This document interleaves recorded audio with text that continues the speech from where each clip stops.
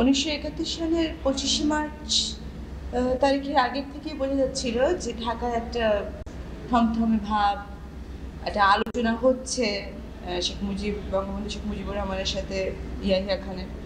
কিন্তু এটাও খুব পরিষ্কার ছিল সবার কাছে যে আলোচনাটা আলটিমেটলি একটা ফেলিয়ার হবে, কারণ কোনো পক্ষ থেকেই কোনো ধরনের স্যাটিসফ্যাক্টরি কোনো উত্তর আসছিল না।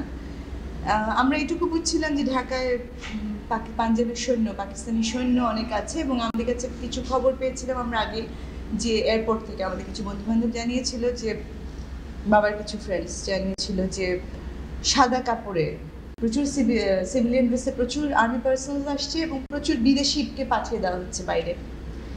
যাক, 25শে মার্চে আমরা 1971 সালে আমরা থাকতাম এলিফ্যান্ট রোডে। আমাদের বাসাটা একটা অদ্ভুত জায়গায় ছিল। আমাদের ইস্ট পূর্বের দিকে ছিল ইকবাল হল, আর পশ্চিমের দিকে ছিল পিলখানা। তো সেদিনই সন্ধ্যাবেলায় বাবার বাইরে গেল না, একবার বেরিয়েছিল, রাস্তায় চলে আসলো, বললো যে লোকজন নেই রাস্তায়। তো আমরা যথারীতি খাওয়া দাওয়া করে শুয়ে পড়েছি। তখন কটা হবে ঠিক বলতে পারবো না, আমি আমার বোন একটা ঘরে শুতাম। আমাদের কুকুর ছিল, কোনটা আগে শুনেছি বলতে পারবো না, কুকুরটা খুব জোরে কেঁদে উঠেছিল। তারপরে আমার যেটা মনে আছে, আমি তখন ক্লাস 5-এ উঠেছি মাত্র, আমার যেটা মনে হচ্ছে যে আমি বিছানায় শুয়ে পায়ের কাছে জানলা ছিল, তাকিয়ে দেখি আকাশটাকে খুব ব্রাইট লাগছে, উজ্জ্বল লাগছে, প্রচণ্ড শব্দ। উজ্জ্বল কেন লাগছে, মানে ঘুম থেকে উঠলে একটা ভাব থাকে না যে উঠলাম, এটা দিন না রাত একটু, এবং কেউ বলে দেয়নি কোথার থেকে, মানে বলেও দিতে হয়নি কাউকে, ইমিডিয়েটলি বুঝেছি কি হয়েছে, যে আর্মি ক্র্যাকডাউন হয়েছে। ইকবাল হলের দিক থেকে প্রচণ্ড গোলাগুলির আওয়াজ, পিলখানার ওখান থেকে বোধহয় একটু রেজিস্ট্যান্স ছিল, বিডিআর পারেনি, এবং ওটার কারো কাছ থেকে শুনতে হয়নি, এটা নিজের চোখেই দেখেছি যে আকাশ লাল হয়ে যাচ্ছে, আগুনের গোলা উঠছে। আমরা সবাই উঠে বসে থাকলাম সারা রাত, 26 তারিখ সারাদিন আটকানো।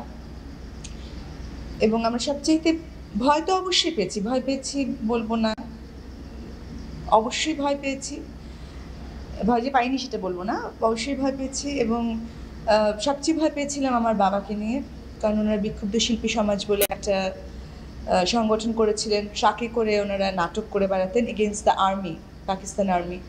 এবং 27শে মার্চে সকালে কারফিউ লিফট করার পরে আমরা যখন ওখানে আর থাকবো না, ডিসাইড করলাম যে বেরিয়ে চলে যাব, তখন খবর এলো, আমি ভদ্রলোককে এখন আর চিনতে পারবো না কে ছিলেন, উনি আসলেন, এসে আমার বাবাকে বললেন যে আপনি কী করছেন, আপনি অন্য কাউকে দিয়ে আপনার ফ্যামিলিকে অন্যখানে পাঠিয়ে দেন, আপনি পালিয়ে যান, কারণ আপনাকে খুঁজছে মেরে ফেলার জন্য। বুঝতেই পারেন তখন সেই সময়ে হ্যাঁ সাহস পেয়েছি। তারপরে পরবর্তী পর্যায়ে যখন শুনেছি মুক্তিযোদ্ধারা তৈরি হচ্ছে, সংঘবদ্ধ হচ্ছে, যুদ্ধ হচ্ছে, এই সাহসটা পরে এসেছে, একসময় বিজয়ও সুনিশ্চিত হয়ে গেল আমাদের। এই